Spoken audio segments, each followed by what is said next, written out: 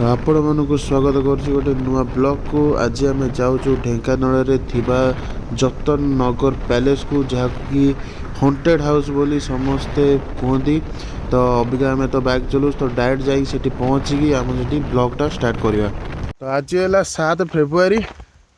अबिका आम आसीचु ढेंकानाल थिबा जतन नगर पैलेस को, जोटा कि हॉन्टेड हाउस बोली समस्ते जानी। एठी गोटे पहाड़, गोटे छोट पहाड़ उपर हॉन्टेड हाउसटा अच्छी। गाड़ी आम तले रखिकी 100 मीटर भी हम नहीं, 50 मीटर कि 60 मीटर आम चलिकी ऊपर को आसीचु। आउ चलिकी अब जस्ट अब पहुँचले आम ऊपर। ये आरंभ जतन नगर पैलेस। तो अबिका आम भीतर को पशु।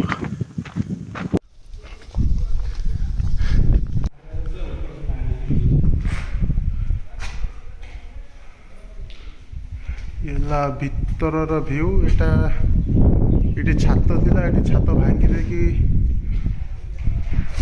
पूरा डबल रूम थिला, ये छात भांगी देछंती। आ लोक मानक तो ये नाम लेखा तो हेजी, एगुरा केबे सुधरीबेनी। ये गोटे राउंड हेकी अच्छी गोटे रूमटा। एठी भी सेमती सब माने छात भांगी देछंती, टिके बड़ देखा जिवो बोली।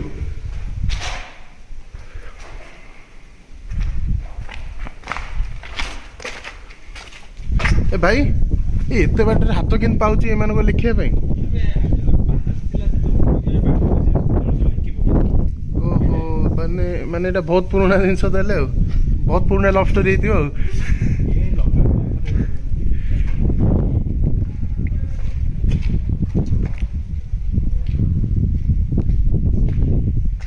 आउे आगे गोटे प्री वेडिंग शूटिंग चलती। तो सेठी आम से बाटे गलुनु कहीं शूटिंग मझे पशिया आम एपटे सब पिलर टाइप पिलर अच्छी।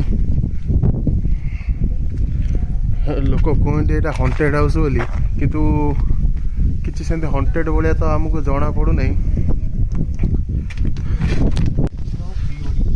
हाँ तो चलो से चलो।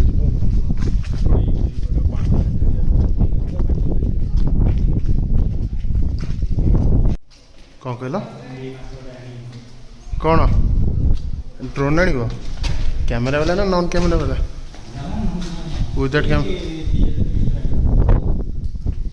3000 भर जो ड्रोन कौन से केवल मैंने कौन कहल, केवल उड़ार एक्सपीरियंस माने प्रोफेशनल यूज किसी नहीं तार। पूरा राउंड ही घर होइछि ना।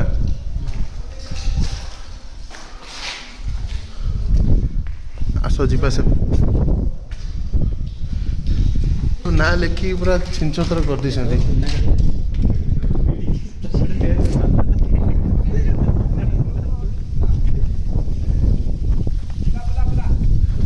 एपटू कहीं आसुना, गछ गछ उठीगला सेपट सफा अच्छी।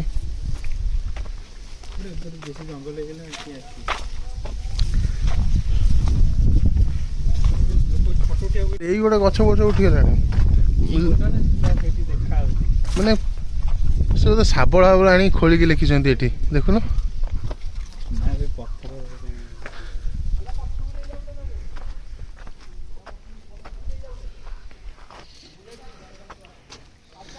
यही गोटे ताले माने समस्त फैमिली रुहे गोटे। मु भाविली यहाँ बाहर पटा अच्छी बोली। बहुत पुराना वीडियो जाके 15-20 भीतर से टाइम रे पूरा फुलटा थी। तो गौतम ना कॉपीराइट लागोनी ना कहि हबो।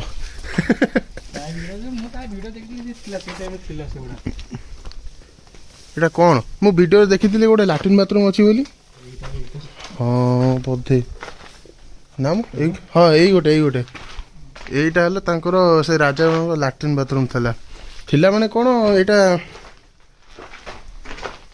तैयारी करथिले जेतेबेले आंकर गोटे हिस्ट्री भी गोटे अच्छी। मुझे यूट्यूब देखी। हाँ ये लैट्रिन बाथरूम तांकर अच्छे ये मत सब वाला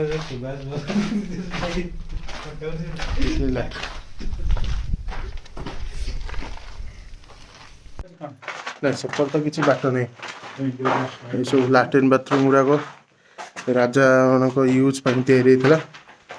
ଆଉ ଆରେ ଆସିବା ପୂର୍ବରୁ ମୋତେ ଘରେ କ'ଣ କହିଲେ ଜାଣିଛ? ଘରେ କହିଲେ କି ଯାଉଛୁ ପାଇକି ଭୂତ ବାହାରିବେ। କିଛି ନାହିଁ। ସାଙ୍ଗମାନେ ମୋ ସାଙ୍ଗ ଯେଉଁ ସାଙ୍ଗ ମୋତେ ସଜେଷ୍ଟ କରିନଥିଲା ଚମ୍ପା ଦେଇ ମୋତେ ଯିବା ପାଇଁ ସେଇ ମୋତେ କହିଲା କି ଖରାବେଳେ ଗଲେ ବି ପୁରା ଡର ଲାଗିବ। ମୁଁ କହିଲି ତୋ କଥାରେ ପଡ଼ିବାର ନାହିଁ, ତୋ କଥାରେ ପଡ଼ିକି ଥରେ ଗୋଟେ ଜାଗାକୁ ଯାଇଥିଲି ବଢ଼ି ତା ଘର ଚୌଦାରେ। ଚୌଦାର